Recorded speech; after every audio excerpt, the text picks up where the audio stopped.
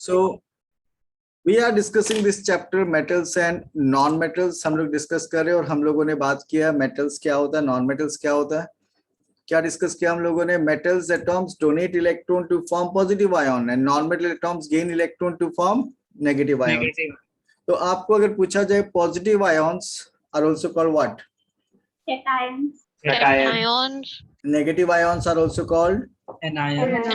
anions. And metals form which ions? Cations. Cations. And non-metal atom forms Anions. anions. Okay. So यहाँ पे हम लोगों ने discuss किया think of uses of metals in your daily life. तो ज्यादा आपको सोचना भी नहीं है, इजी है, इतना यूजेस तो आएगा नहीं एग्जाम में. दो कम से कम यूज, एक आप यूटेंसिल वाला जो बहुत कॉमन है, देन इलेक्ट्रिक केबल वायर, उसके बारे में आप बता सकते हो. देन सेकंड क्वेश्चन हियर जो आपको बुक में स्टार्टिंग में चैप्टर में गिवन है, can you think of uses of non metals in your daily life? आपका डेली लाइफ में नॉन मेटल्स भी यूज होता है क्या? हाँ होता है. कहाँ? आपका बॉडी को चाहिए oxygen, that is non metal. Oxygen is use for breathing, respiration, for getting energy. फिर वाटर प्यूरिफिकेशन के लिए chlorine gas is also used. Nitrogen, phosphorus, यहाँ पे एक मिस्टेक है, पोटाशियम मेटल होता है तो इसको एक बार भूल जाओ आप. Nitrogen, phosphorus, these are used in making fertilisers that are used in garden, या फिर आप फार्मिंग में यूज कर सकते हो अगर आपका घर फार्म के आसपास है. Then graphite is used as pencil lead and diamond is used in jewellery. ये सब नॉन मेटल्स है. Diamond is non metal, graphite is non metal. आप में से कोई बता सकता है डायमंड एंड ग्रेफाइट केमिकली कौन सा एलिमेंट है? Carbon. Good, they are carbon. They are allotropic form of carbon, they are form of carbon. एक ही एलिमेंट नेचर में अलग अलग फॉर्म में भी मिल सकता है, उसको बोला जाता है एलोट्रोपिक फॉर्म. जैसे कार्बन का अलग अलग फॉर्म है, diamond is there, graphite is there, then charcoal is there, coal is there, and they are called allotropic form. क्या बोला जाता है उनको? allotropic form. फिर एक और क्वेश्चन वहां पे गिवन है कि what properties did you think of while categorizing elements as metals and non-metals? जब आप एलिमेंट्स को ग्रुप करते हो मेटल्स और नॉन मेटल्स में, तो कौन कौन सा प्रॉपर्टी पे आप फोकस करते हो? ये है मेलिएबिलिटी, स्पेलिंग करेक्शन है इधर, it is malleability, LI, malleability. Then ductility, hardness, nature of oxide, lustrous, heat and electrical conductivity. तो आप मुझे ये बताओ, अगर एक एलिमेंट मेलिएबल है तो आप उसको कौन सा कैटेगरी में रखोगे? मेटल. Metal. अगर एक एलिमेंट डक्टाइल नहीं है, मतलब आप उससे वायर में कन्वर्ट नहीं कर सकते हो, इन दैट केस आप उसको कौन सा कैटेगरी में रखोगे? Non-metal. Metal. और अगर सॉफ्ट हुआ तो कौन सा कैटेगरी में रखोगे? Non metal. Non metal. General बात पूछ रहा हूं मैं, लेकिन सॉफ्ट मेटल भी होता है. ठीक है. नेचर ऑफ ऑक्साइड, अगर एसिडिक ऑक्साइड होगा तो कौन सा कैटेगरी में रखोगे? Do you have any idea? Metal जो होता है, मेटल का ऑक्साइड बेसिक होता है, नॉन मेटल का ऑक्साइड एसिडिक या न्यूट्रल होता है. तो अगर एसिडिक ऑक्साइड हुआ तो आप कौन सा कैटेगरी में रखोगे? Non metal. Non-metal. Non-metal. और अगर लस्ट्रस हुआ तो कौन सा कैटेगरी में रखोगे? Metal. Metal. If they are poor conductor of heat and electricity तो कौन सा कैटेगरी में रखोगे? Non metal. Non-metal. Non metal. तो ये सब कुछ प्रॉपर्टीज हम लोग दिमाग में रखते हैं while classifying metals and non-metals. While classifying metals and non-metals. Now how are these? Question है कोई? सर वो सोनरस के ऊपर भी उसको हम लोग डिवाइड कर सकते हैं ना? और भी बहुत प्रॉपर्टीज है, इसमें से कुछ प्रॉपर्टी ही मैंने वहां डिस्कस किया. अभी हम लोग डिटेल में डिस्कस करने जा रहे हैं उन प्रॉपर्टीज के बारे में. So how are these properties related to the uses of these elements? ये प्रॉपर्टीज का यूज के साथ क्या रिलेशन है? अगर मैं आपको बोलूं कि copper is very good conductor of electricity, इसीलिए तो कॉपर को हम लोग यूज करते हैं as electrical wire, because copper is good conductor of electricity. आया समझ में? तो प्रॉपर्टीज का यूज के साथ तो रिलेशन होगा ही, वो प्रॉपर्टी है इसीलिए उसको इलेक्ट्रिकल वायर के जैसे यूज करते हैं हम लोग. So copper and aluminium metals are ductile. Ductile है एक तो, इनका वायर बनाया जा सकता है. and they are good conductor of electricity, so they are used in making electrical wire. तो आपको अगर पूछा जाए why copper is suitable for making electrical wire, number one reason copper is ductile, number two reason copper is good conductor of electricity. फिर gold and silver को jewellery बनाने के लिए क्यों यूज किया जाता है? Gold and silver are lustrous metals, shine है उनमें, अट्रैक्शन है, so they are used in making what? Jewellery. और एक और रीजन बता सकते हो आप ज्वेलरी के लिए गोल्ड एंड सिल्वर यूज करने का? एक तो उनका लस्टर, शाइन, दूसरा रीजन क्या हो सकता है? They can be carved into any shape. एक तो they are malleable also, they are ductile also, ये भी उनका प्रॉपर्टी है ताकि ज्वेलरी बनाने. They don't react with the yes, atmospheric Hetal ने gases. बहुत अच्छा पॉइंट बोला है कि इनका कोरोजन नहीं होता, गोल्ड एंड सिल्वर का कोरोजन नहीं होता. ये भी एक रीजन है ज्वेलरी बनाने का. नहीं तो आप ज्वेलरी पहनोगे और रस्टिंग हो गया तो अच्छा लगेगा क्या? सर सिल्वर तो लेकिन टार्निश होता है ना. टार्निश होता है लेकिन आप रेगुलर यूज करने से नहीं होता, उसको रख देने से हो जाता है वो. ठीक है, रेगुलर यूज होने से ये वॉश होते रहता है वो layer. Now copper and aluminium metals are used in making utensils. Utensils या वाटर बॉयलर बनाने के लिए कॉपर एल्यूमिनियम का वेसल्स बहुत ज्यादा यूज होता है. रीजन क्या? They are good conductor of heat. Utensil आप अगर बनाते हो और वो हीट का अच्छा कंडक्टर होगा तभी तो फूड आराम से कुक होगा उसमें. Have you understood? समझ में आ गया सबको? हाँ सर. Yes, sir. ओके अब मैं जो डेटा बता रहा हूँ ये पुराना डेटा है, लेकिन आपको एग्जाम में आने से यही लिखना है क्योंकि आपका बुक के अकॉर्डिंग यही डेटा है. At present, nearly 118 elements are known to us, and out of that, 94 are naturally occurring. Total number of element कितना? Total number 118. कितना? 118. और उसमें naturally occurring कितना? 94. 94. And about 22 elements in the periodic table are non-metal, while the rest show the properties of metals. While rest show the properties of metals. ठीक है. A few elements like arsenic, antimony, bismuth, they have the properties common to both metals and non-metals. These are called borderline elements, also called, they are metalloids. They are also called what? Metalloids. तो total number of elements 118, उसमें से 94 natural है, बाकी सब artificial है, और उसमें से 22 जो है वो नॉन मेटल है. बचा हुआ एलिमेंट्स मेटल्स है. या फिर कुछ और भी टाइप का एलिमेंट्स होता है. कौन सा? Elements can be categorised into 4 groups. They are categorised in 4 groups. What are the 4 groups? Metals, non metals, metalloids and inert gases.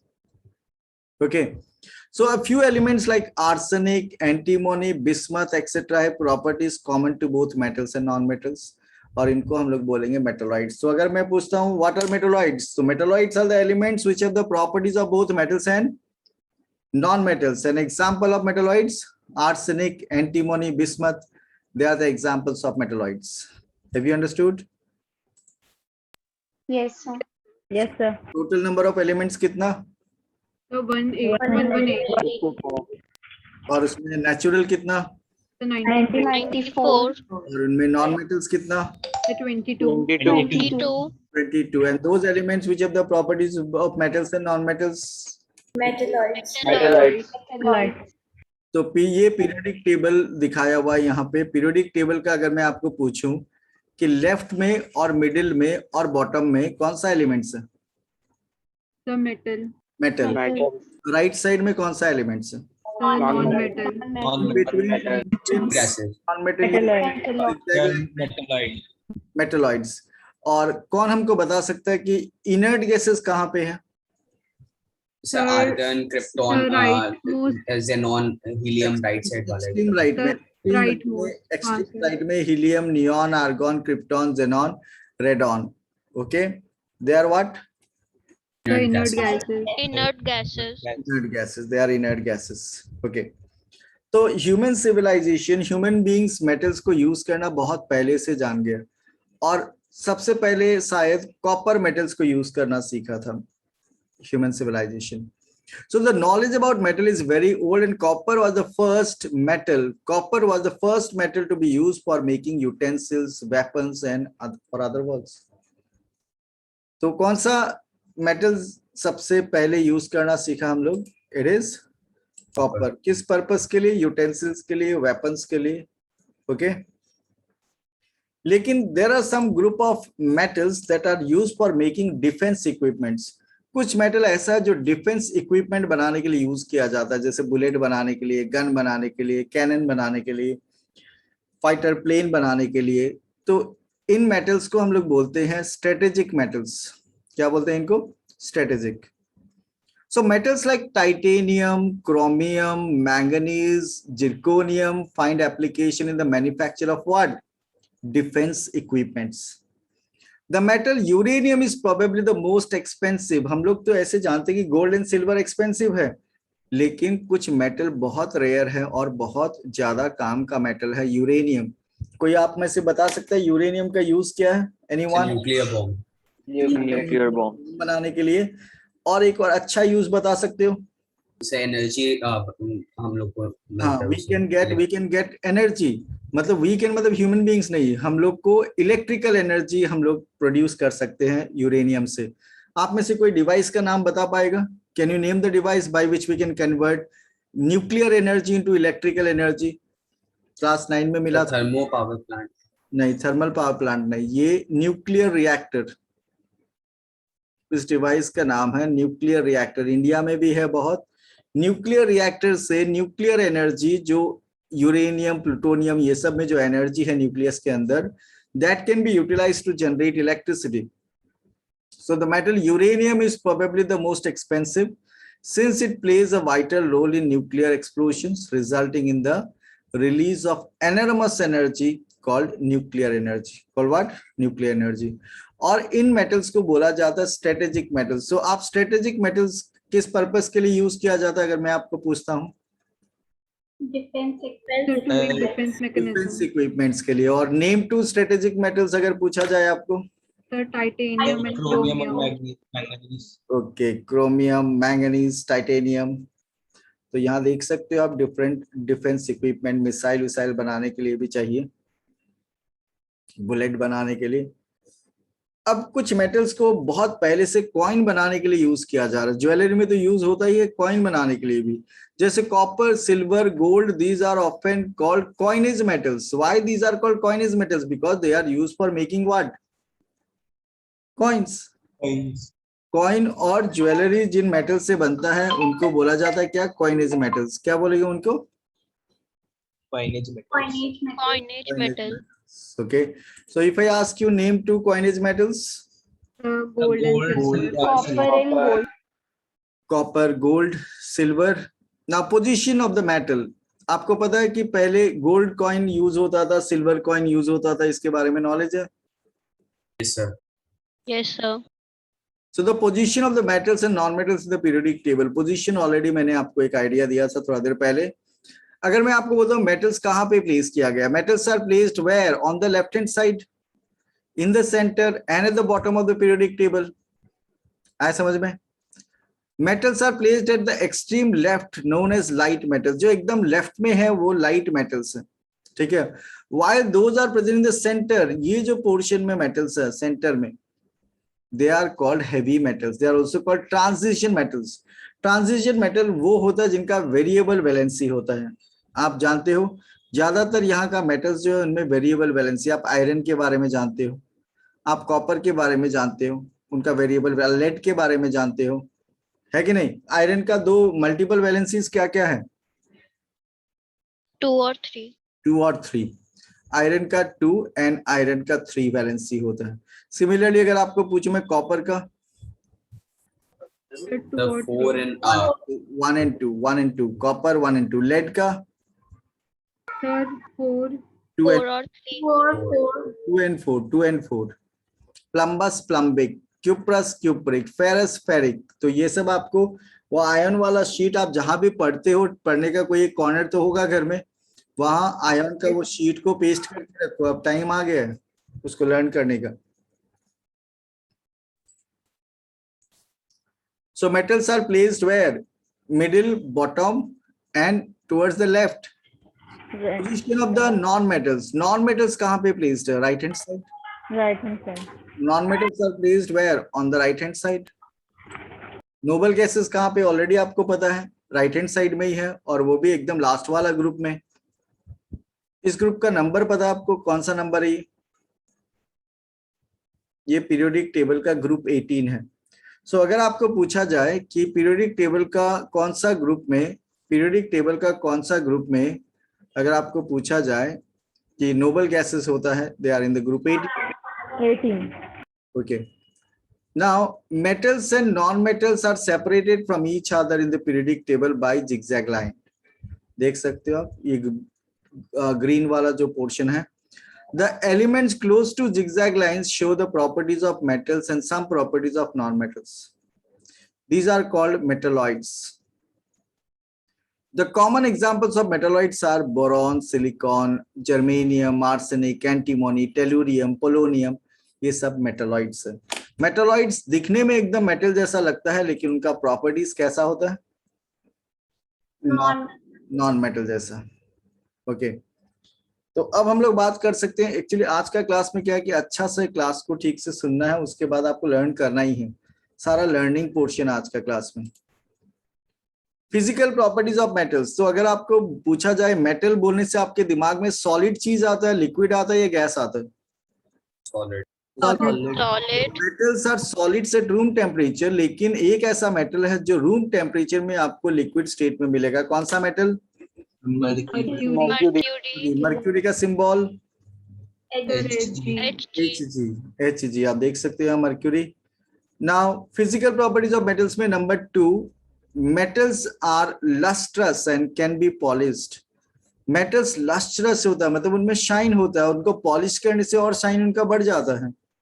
लेकिन कभी कभी मेटल आपको लैब में जो मिलेगा वो डल मिलता है। आप मैग्नीशियम रिबन एक लोगे तो उसको वो डलनेस दिखाई देगा, लेकिन आप जानते हो कि इसको अगर सैंड पेपर से रब किया जाए तो वापस उसका शाइन आ जाता है, क्योंकि आपने वो ऑक्साइड का लेयर हटा दिया। So look at this activity 3.1। याद रखना 3.1 एक्टिविटी किस पर्पस के लिए है, बाद में आपको ये पूछा जाएगा। You have to take samples of iron, copper, aluminium and magnesium. आपको आयरन, कॉपर, एल्यूमिनियम, मैग्नीशियम का सैंपल लेना है और उनका अपीयरेंस चेक करना है। तो अपीयरेंस वैसे आयरन, कॉपर, एल्यूमिनियम, मैग्नीशियम सबका अपीयरेंस थोड़ा डल होगा, क्योंकि उनके ऊपर ऑक्साइड का एक लेयर डिपॉजिट हो जाता है। Now clean the surface of each sample bye rubbing them with sand paper. Sand paper से रब करो, अब उसका अपीयरेंस कैसा होगा? अब अपीयरेंस कैसा होगा? शाइनी होगा कि नहीं? So metals in their pure state have a shiny surface, and this property is called what? Metallic luster. This property is called metallic luster. Gold में luster है, इसलिए attraction है। Silver, it is having luster. So दो property हम लोगों ने discuss किया। First one क्या था? मेटल्स आर, कौन सा स्टेट में मिलेगा मेटल्स? सॉलिड। सेकंड में किसके बारे में था? प्योर स्टेट में lustrous। lustrous and can be polished. Okay. Third one, metals are hard. Metals बोलने से दिमाग में हार्ड चीज आता है कि मेटल्स को काटना, कट करना डिफिकल्ट है, लेकिन ऐसा मेटल्स भी है जिनको आराम से हम लोग कट कर सकते हैं। Sodium, potassium can be cut with a knife. Sodium, potassium metals can be cut with knife. Now activity 3.2, take small pieces of iron, copper, aluminium, magnesium and try to cut this metals with sharp knife. इन metals को आप knife से cut करने का कोशिश करो, काट पाओगे? नहीं ना। Now hold a piece of sodium metal with a pair of tongs. Sodium metal को डायरेक्ट हैंड से टच नहीं करना चाहिए, तो इसको टोंग से, आपको एक चिमटी जैसा चीज होगा उससे उसको पकड़ना है। Always handle sodium metal with care. Dry it by pressing between the folds of filter paper. उसको थोड़ा देर फिल्टर पेपर के बीच में रखने से फिल्टर पेपर उसमें से मॉइस्चर एब्जॉर्ब कर लेगा अगर होगा तो सोडियम को आपको पता है कि सोडियम बहुत फास्ट रिएक्ट करता है ऑक्सीजन के साथ, सोडियम बहुत फास्ट रिएक्ट करता है वाटर के साथ, और वो रिएक्शन हाईली एक्सोथर्मिक होता है। The piece may catch fire, then put it on a watch glass. Sodium का पीस को वॉच ग्लास में रखेंगे और हम लोग ट्राई करेंगे नाइफ से काटने का, और हम लोग देखेंगे कि सोडियम को हम लोग आराम से नाइफ से कट कर सकते हैं। You will find that metals are generally hard and the hardness varies from metal to metal. सभी मेटल क्या इक्वली हार्ड होता है? No, sir. There are soft metals also. Sodium can be cut with knife. आप देख सकते हो इस तरह का दिखेगा आपको। तो फर्स्ट प्रॉपर्टी क्या था? फर्स्ट प्रॉपर्टी किसके बारे में था? So metals are solid solid. except mercury. Second property किसके बारे में था? Metals are Metals lustrous are and can be lustrous. polished. Lustrous polish. And third one? So Metals metals are are Metals hard. hard. but some are soft also. Okay. Then Like metals are sodium and metals are malleable। इसका मतलब metals can be converted into thin sheets by hammering। metals को अगर hammer करोगे तो वो sheet में convert हो जाएगा, फॉइल में कन्वर्ट हो जाएगा। तो आपको इस एक्टिविटी में बोला गया कि आपको लेना है, you have to take pieces of iron, zinc, lead and copper. Place any one metal on a block of iron and strike it 4 or 5 times with a hammer. क्या होगा? क्या होगा अगर आप इन मेटल का पीस को लेकर हैमर से स्ट्राइक करोगे? Will they change their shape? So some metals will. Yes, ये चारों का तो वही होना है। चारों का क्या होना है? Thin sheet. They will convert it to thin sheets. Repeat with other metals. Record the change in the shape of these metals. Will there be any change? Yes. They will be converted into thin sheets. You will find that some metals can be beaten into thin sheets. This property is called what? Malleability. Gold, silver are the most malleable metals. So अगर आपको पूछा जाए which are the most malleable metals? Gold and silver. Gold and silver. कहीं आपने देखा है gold और silver का फॉइल देखा? फॉइल सिल्वर का फॉइल देखा कहीं? हाँ सर। हाँ sir. So मिठाई के ऊपर. मिठाई के ऊपर, स्वीट्स के ऊपर देखा होगा सिल्वर का फॉइल। और यहाँ आप देख सकते हो gold is converted to thin sheets, gold foil. Number 5, metals are ductile. Ductile का मतलब, डक्टाइल कब बोला जाता है? अगर कोई एलिमेंट जिसका वायर बनाया जा सकता है, they are said to be what? Ductile. अगर वायर बन सकता है तो उनको क्या बोलेंगे हम लोग? Metals are ductile. So metals are ductile, can be converted to thin wires. तो अगर आपको बोला जाए list the metals whose wires you have seen in your daily life, 3 ऐसा मेटल का नाम बोलो जिनका वायर आपने देखा है। Copper, aluminum. कॉपर, एल्यूमिनियम 2 हो गया। So gold. गोल्ड वायर भी देखा है, ठीक है।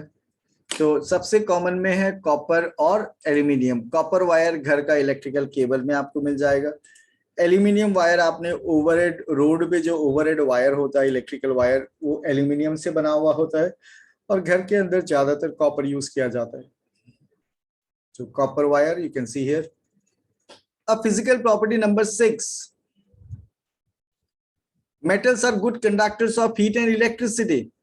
पता ही है ये आपको। और उसमें silver metal is the best conductor of electricity and lead metal is the poorest conductor of heat. Silver best conductor of electricity भी है, बेस्ट कंडक्टर ऑफ हीट भी है। Silver metal is the best conductor of heat and electricity और poorest conductor of heat is which metal? Lead. Lead. अब एक simple activity है ये समझाने के लिए कि metals are good conductor of heat. उसके लिए आपको क्या करना है, एक मेटल का वायर लेना है और एक क्लैंप में फिक्स कर देना स्टैंड के साथ, ताकि ये वायर हॉरिजॉन्टल रहे। और उस वायर के दूसरा एंड में आपको क्या करना है, एक पिन को फिक्स कर देना वैक्स का हेल्प से। मॉल्टेन वैक्स यूज करके पिन को चिपका देना। कहाँ पे? वायर पे। और उस वायर का किसी एक साइड आप हीटिंग करना स्टार्ट करोगे। वो हीट ट्रांसफर होगा कि नहीं टुवर्ड्स दिस पिन? बड़े वाला एक्टिविटी वापस बता दीजिए। हाँ, इस एक्टिविटी में हम लोगों ने क्या किया है, हम लोग ये प्रूव करने का कोशिश करेंगे कि metals are good conductor of heat. उसके लिए हम लोगों को चाहिए एक मेटल वायर।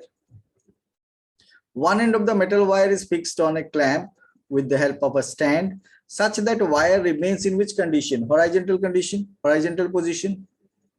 ठीक है। अब हम लोग क्या करेंगे, एक पिन लेंगे। पिन, पेपर पिन आता है कि नहीं, वो पिन को हम लोग क्या करेंगे, मॉल्टेन वैक्स का हेल्प से यहाँ पे फिक्स कर देंगे, वैक्स का हेल्प से। और इस वायर को हम लोग किसी एक पार्ट से हीटिंग करना स्टार्ट करेंगे अवे फ्रॉम दैट पिन।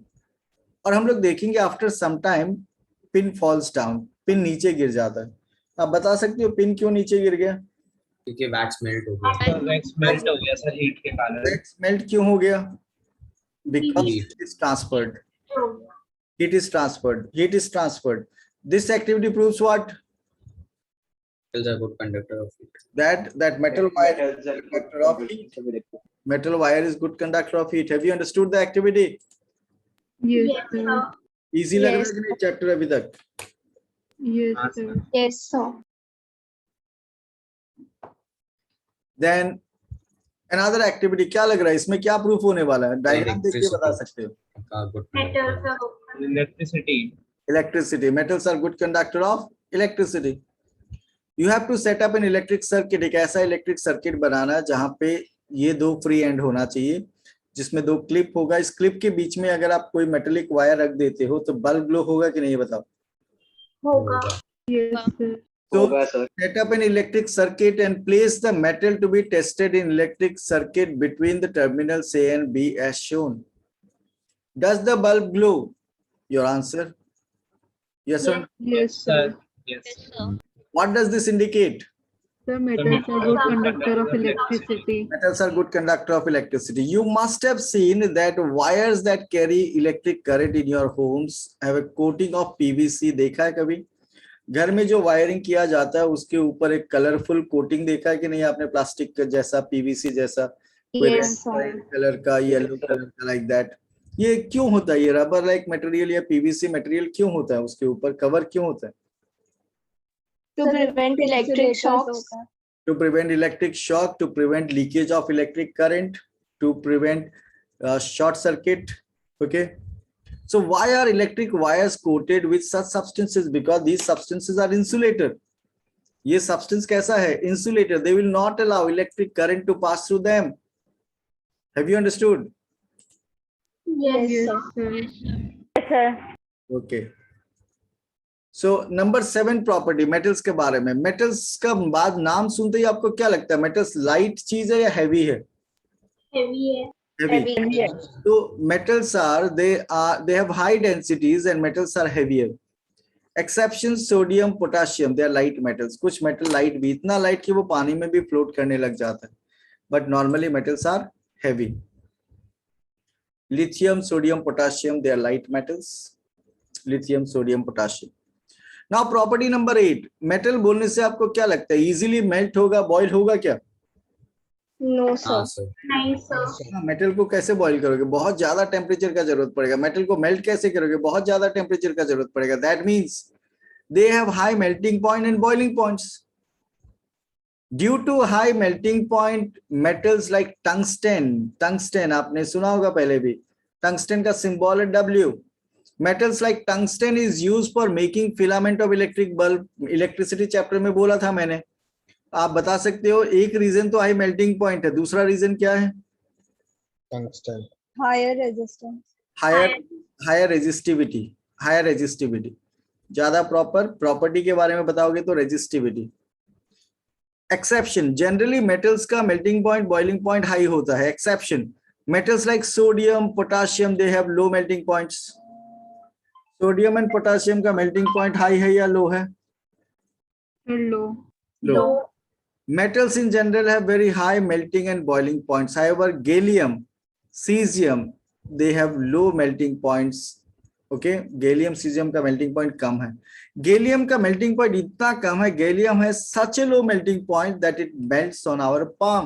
अगर आप gallium को अपने हाथ पे रख लेते हो, if you place it on your hand, तो उस केस में आप देखोगे कि gallium जो है melt हो जाता है like this. गैलियम आपका बॉडी टेम्परेचर पे भी मेल्ट हो जाता है. ओके,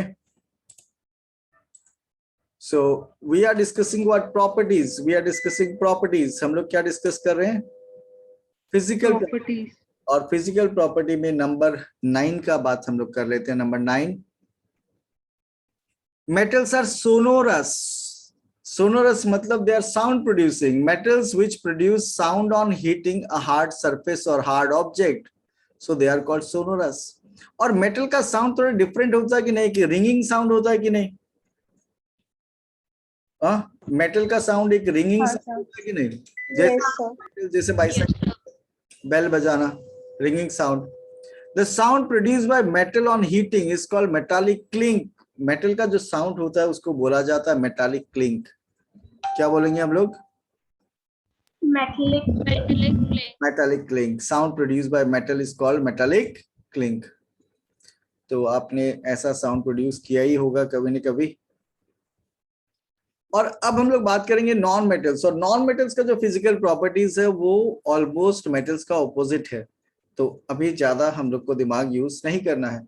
तो मैंने आपको बताया था मेटल्स जब आप बोलते हो तो दिमाग में कैसा चीज आता है, सॉलिड, लिक्विड या गैस? सॉलिड। लेकिन नॉन मेटल्स जो आपको तीनों फिजिकल स्टेट में मिल सकता है, सॉलिड भी मिल सकता है, लिक्विड भी मिल सकता है, गैस भी मिल सकता है। So non-metals, they exist in all the three physical states: solids, liquids and gases. Solid non-metal carbon है, सल्फर है, फास्फोरस है। लिक्विड नॉन-मेटल ब्रोमाइन, ये बहुत एग्जाम में पूछा जाता है, name one liquid non-metal. Gaseous non-metal hydrogen, oxygen, nitrogen. तो अगर मैं आपको पूछता हूँ नेम वन लिक्विड मेटल, तो क्या आंसर दोगे? Liquid metal, liquid metal, metal mercury. और अगर आपको पूछा जाए लिक्विड नॉन मेटल, फास्फोरस आपको ऐसा दिखता है, फास्फोरस का कहीं यूज देखा आपने? फास्फोरस का फर्टिलाइजर, पेस्टिसाइड्स, फर्टिलाइजर, पेस्टिसाइड और मैस्टिक बनाने के लिए भी यूज किया जाता है फास्फोरस को। सल्फर ऐसा येलो एलिमेंट है। Bromine brown vapours, brown liquid. Now second one, अगर हम लोग नॉन मेटल्स का बात करें तो आपका दिमाग में क्या आता है, लस्ट्रस या नॉन लस्ट्रस? क्या दिमाग में आएगा? लेकिन आपको ये सुन के अजीब लगेगा कि जो सबसे लस्ट्रस एलिमेंट डायमंड, वो एक नॉन मेटल है। ओके, ग्रेफाइट में भी थोड़ा लस्टर होता है, आयोडीन में भी लस्टर होता है, थोड़ा शाइन होता है, लेकिन डायमंड के बारे में तो आप तो जानते ही हो, highly lustrous. Diamond is a form of carbon. आप देख सकते हो ग्रेफाइट में भी थोड़ा लस्टर होता है और आयोडीन में भी थोड़ा शाइन होता है। नाउ थर्ड वन, आप जब नॉन मेटल्स के बारे में सुनते हो तो आपके दिमाग में क्या आता है, हार्डनेस या सॉफ्टनेस? क्या? So non metals are generally soft, लेकिन यहाँ भी आपको थोड़ा कंफ्यूजन हो सकता है कि आप जो डायमंड जानते हो, diamond is an exception and diamond is an allotropic form of carbon. Carbon का जो नेचर में डिफरेंट फॉर्म मिलता है उनको एलोट्रॉपिक फॉर्म बोला जाता है। डायमंड भी एक फॉर्म है, और आप ये जान लो कि diamond is the hardest natural substance. तो नॉन मेटल्स जनरली सॉफ्ट होता है, लेकिन diamond is the hardest natural substance. Okay, exception. So hardest natural substance. Number 4, अब मैं आपको अगर बात करूं कि मेटल को हैमर करने से क्या होता है, if I ask you, it gets converted in thin sheet, और इस प्रॉपर्टी को हम लोग बोलते हैं मेलिएबिलिटी। लेकिन नॉन मेटल्स ब्रिटल होता है, नॉन मेटल्स सॉफ्ट भी होता है, और आप अगर नॉन मेटल को किसी चीज से स्ट्राइक करोगे तो क्या वो शीट में कन्वर्ट होगा क्या? Non-metal break into pieces when hammered or stretched. Non-metal क्या होगा? It will break into pieces. It will break into pieces. Sulphur देख सकते हो अपॉन हैमरिंग क्या हो सकता है, और ज्यादा हैमर करोगे तो पाउडर हो जाएगी। अब मेटल का नाम लेते ही आपको पता है कि मेटल्स को वायर में कन्वर्ट किया जा सकता है। आपने बहुत अलग अलग टाइप का मेटल का वायर देखा है, लेकिन non metals they are not ductile, they can not be converted into wires. Non-metals are not ductile and therefore these cannot be drawn into thin wires. Non-metals का वायर नहीं बनता, लेकिन आजकल टेक्नोलॉजी बहुत आगे चला गया है। Have you heard about carbon fibre? तो अभी नॉन मेटल्स का भी वायर जैसा बना के उनको यूज किया जा रहा है, बट जनरल प्रॉपर्टी का बात अगर हम लोग बोले, नॉन मेटल्स को नॉट डक्टाइल बोलेंगे हम लोग, नॉन डक्टाइल। नंबर 6, मेटल्स का नाम लेते ही आपको इलेक्ट्रिकल कंडक्टिविटी, हीट कंडक्टिविटी, ये सब याद आ जाता है। Non metals are bad conductors और poor conductors of heat and electricity. Non metals are generally bad conductors of heat and electricity, लेकिन आपने ग्रेफाइट का नाम सुना है, ग्रेफाइट इज एक्सेप्शन। ग्रेफाइट को आपने सुना होगा इलेक्ट्रोड्स के तरह यूज किया जाता है इलेक्ट्रोलाइसिस प्रोसेस में, एनोड कैथोड बनाने के लिए ग्रेफाइट यूज होता है। It is a good conductor of electricity and is used in making what? Electrodes. It is used in making what? Electrodes. Okay. आप देखो यहाँ पे कि पेंसिल का जो ग्रेफाइट है उसको भी आप एक सर्किट को कंप्लीट करने के लिए यूज कर सकते हो और इससे भी आप बल्ब को ग्लो करवा सकते हो. You can allow electric current to pass because graphite is good conductor of electricity. अब physical properties of non metal में नंबर 7. अगर मैं बात करूं हैवीनेस के बारे में, मेटल्स हैवी होता है पता है. नॉन मेटल्स का डेंसिटी कम है, low density, they are lighter. Non metals possess low densities and they are light as compare to the metals. Metal non metal में कंपेयर करने से नॉन मेटल्स लाइट होता है, कुछ नॉन मेटल तो गैस है. Graphite is a light non metal, solid में light है ग्रेफाइट. फिर मेल्टिंग पॉइंट, बॉइलिंग पॉइंट. वैसे मेटल्स का मेल्टिंग पॉइंट, बॉइलिंग पॉइंट बहुत ज्यादा है, नॉन मेटल्स का कंपैरेटिवली लो है, लेकिन यहाँ भी exception. All non-metals except graphite they possess low melting and boiling points. लेकिन graphite, carbon, diamond ये सब they have high melting and boiling point. Mainly diamond and graphite आप ले सकते हो as an example. They are the non-metals with high melting and boiling points. Metal sonorous होता है. Metal का sound को क्या term दिया था हम लोगों ने? Sound produce metallic cling. Or non-metals are not sonorous. Non-metals do not produce sound when they strike a hard surface. Therefore, they are non-sonorous. Non-metals are sonorous or non-sonorous? Non-sonorous. Okay. Now here, आपको बोला है collect the samples of carbon, coal, graphite, sulfur, iodine.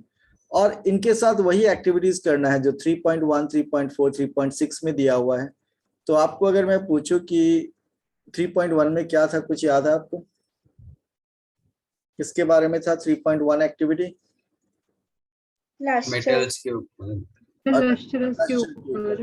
आपको अगर पूछा जाए carbon, sulphur, iodine में lustrous, are they having any kind of lustre? So yes, graphite Yes, and sir. Graphite and Graphite and है, फिर आयोडीन में भी है.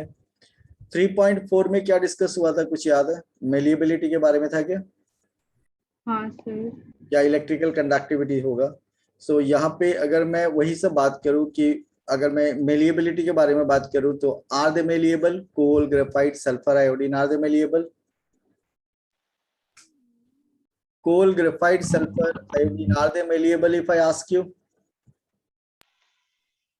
No sir. No, they cannot be converted into thin sheets. 3.6 अगर electrical conductivity या ductility के बारे में है तो अगर मैं पूछता हूँ क्या ये डक्टाइल्स है क्या? Are they ductile? no, sir. No. No sir. Okay. So are they good conductor of electricity if I ask you sulfur, They iodine? are only graphite. Graphite is. Graphite का यूजेस बता सकते हो because of its conductivity? Sir, electrolysis. Electrolysis, They used to form electrodes. making electrodes. They are used to make electrodes. तो हम लोगों ने जितना discussion किया उसमें कुछ एक्सेप्शन डिस्कस किया और उन एक्सेप्शन को बुक में आपके वापस डिस्कस किया हुआ है.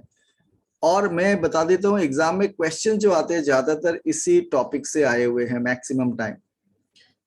So there are many exceptions, properties to the general properties. Some of the exceptions are given here. First one already आपको पता है. All metals except mercury, they are solid at room temperature. All metals except mercury, they are solid at room temperature. Okay.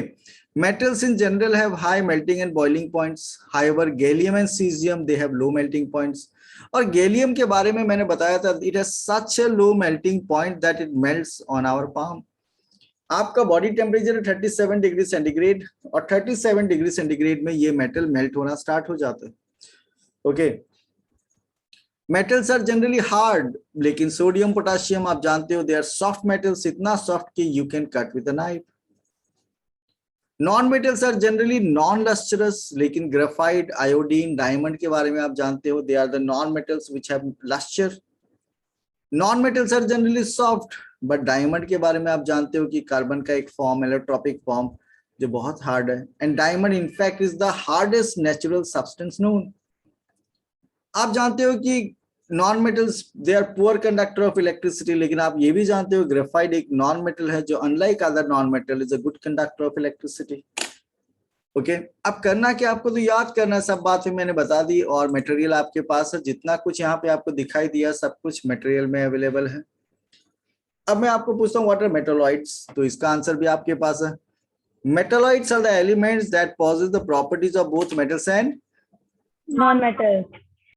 अब देखो boron, silicon, arsenic, antimony, ये सबको देखने से metal जैसा लग रहा है कि नहीं आपको? हाँ सर। हाँ, लेकिन इनमें Yes, sir. प्रॉपर्टीज कैसा है? नॉन मेटल जैसा दिखने में, metal properties non metal, so they are what? Metalloids. Okay, so मैंने आज का क्लास में मेनली फोकस किया about physical properties of metals and non metals, और नेक्स्ट क्लास हम लोग बात करेंगे अबाउट केमिकल प्रॉपर्टीज। इस चैप्टर में आपको 50% पोर्शन ही रिक्वायर्ड है, एक्सट्रैक्शन वाला पोर्शन आपको नहीं चाहिए। आपको जानना है आयोनिक कंपाउंड्स तक डिटेल में जानना है। तो नेक्स्ट क्लास हम लोग केमिकल प्रॉपर्टीज वाला पोर्शन कंप्लीट कर लेंगे, और उसके बाद हम लोग वो आयोनिक कंपाउंड्स वाला पोर्शन भी कंप्लीट कर लेंगे। मतलब ये 3 क्लास में ये चैप्टर कंप्लीट हो जाएगा मोस्ट प्रोबेबली। तो अभी आप अटेंडेंस मार्क करके मेंटी क्विज के लिए रेडी कर सकते हैं। Okay, sir.